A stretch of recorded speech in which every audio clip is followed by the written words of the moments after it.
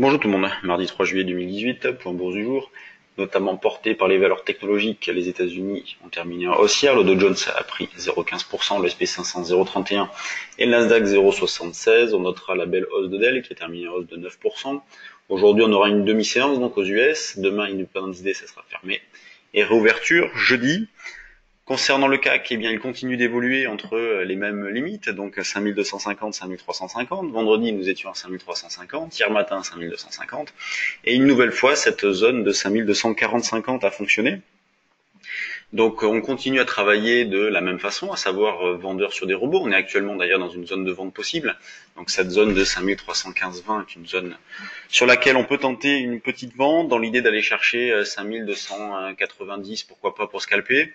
Sinon, et surtout 5275, 5265, moi je suis placé sur tous ces niveaux-là, 5275, 5265, 5255, donc de ventes plus ou moins bien réalisées dans la phase de reprise d'hier.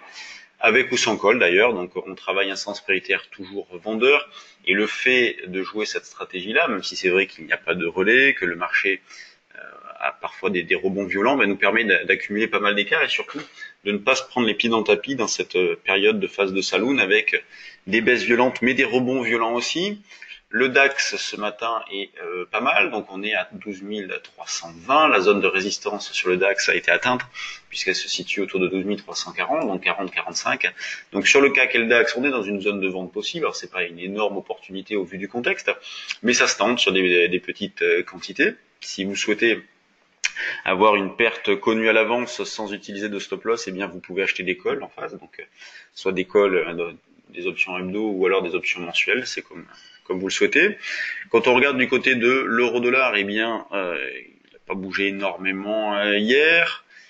On cherche à vendre aussi, donc la zone de résistance est à 16,70, donc 70-75, qui était un niveau que l'on avait pas mal travaillé la semaine dernière déjà, donc on continue à exploiter le même scénario. Donc on travaille vendeur sur le CAC, le DAX, l'eurodoll, même si c'est vrai qu'on se fait pas beaucoup d'illusions sur des potentiels sur ces marchés-là.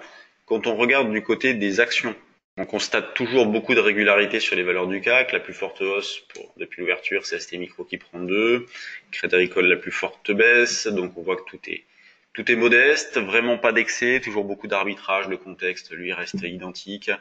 Il n'y a vraiment pas de changement, donc il y a tout pour que cette période d'hésitation se poursuive.